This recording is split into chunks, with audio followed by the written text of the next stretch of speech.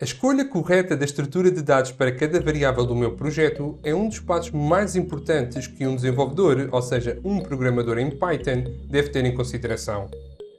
Diferentes estruturas implicam diferentes propriedades nos meus dados, e estas propriedades obviamente vão afetar a eficiência do meu código.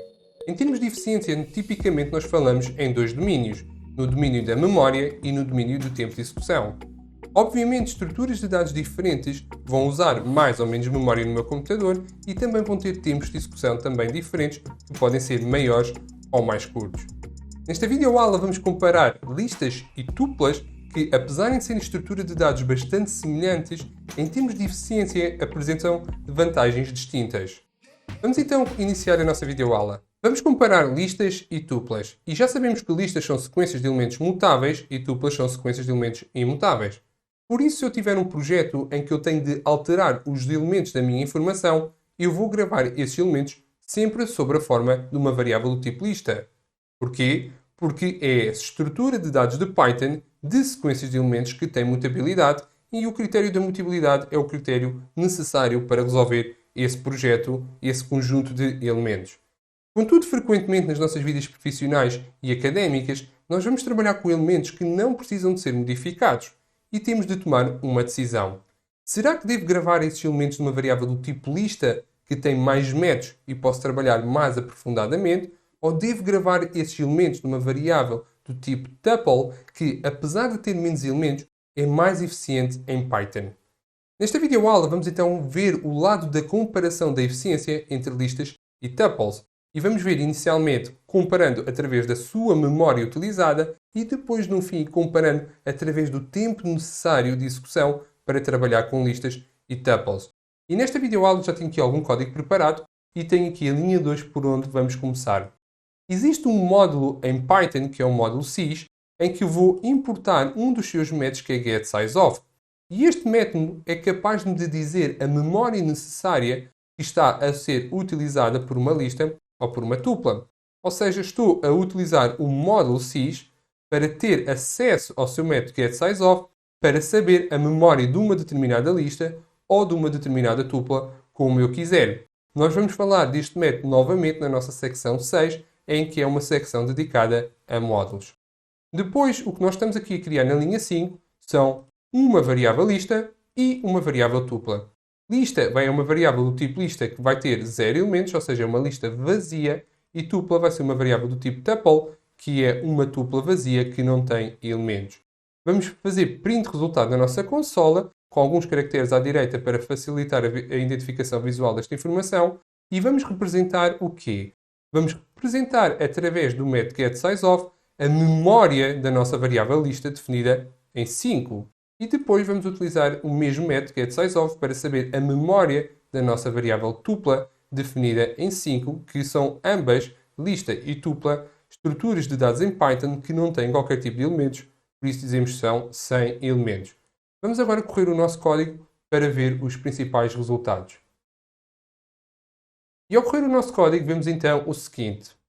Nós temos duas listas vazias, mas o facto de ter uma lista mesmo sem elementos, eu vou utilizar logo à partida mais memória do meu computador face a uma estrutura de dados do tipo tuple que tem apenas a utilização de 40 bytes.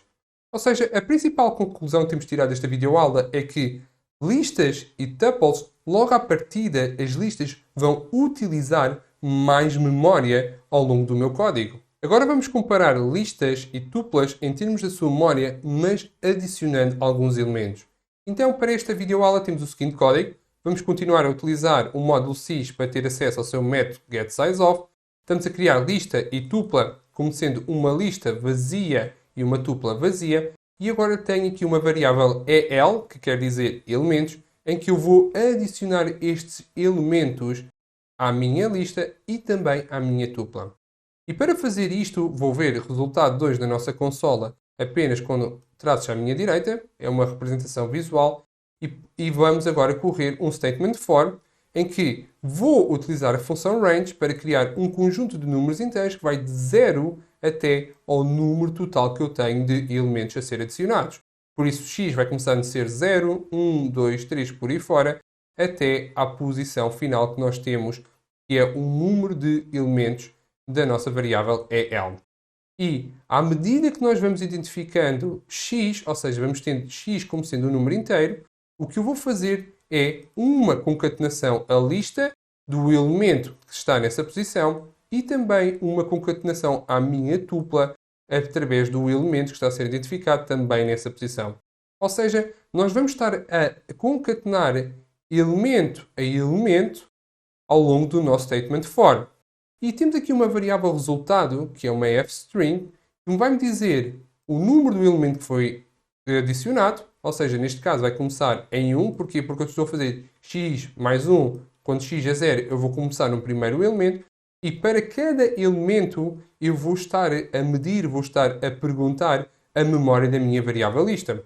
Ou seja, vamos ver a memória para um elemento, a memória com lista agora com 2 elementos, a memória para agora com lista com 3 elementos, por aí fora, até chegar ao último elemento que vamos adicionar.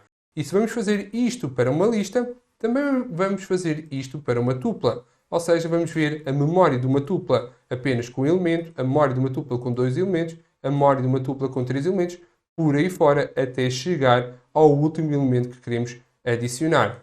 Quando eu tiver esta informação, o que eu vou fazer é a representação deste resultado ao longo do meu statement for e vou ver esse resultado visualmente na nossa consola. Quando nós varrermos todos os elementos que estão presentes na nossa variável EL, for vai estar concluído e vamos apenas ver um conjunto de traços a 30 vezes numa linha representada na nossa consola. Vamos então correr agora o nosso código e vamos aqui analisar agora os nossos resultados. Quando eu adiciono o primeiro elemento, a minha lista tem logo 88 bytes, enquanto a minha tupla vai ter apenas 48.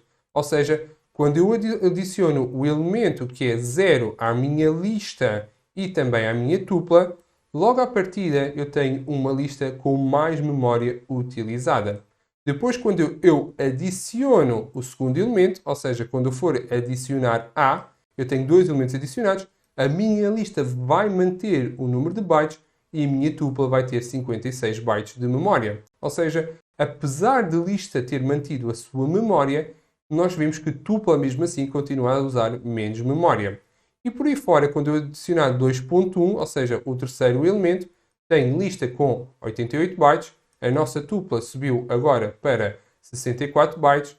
Quando eu tenho true, ou seja, o quarto elemento adicionado, eu tenho 88 bytes. E depois tenho a tupla com 72.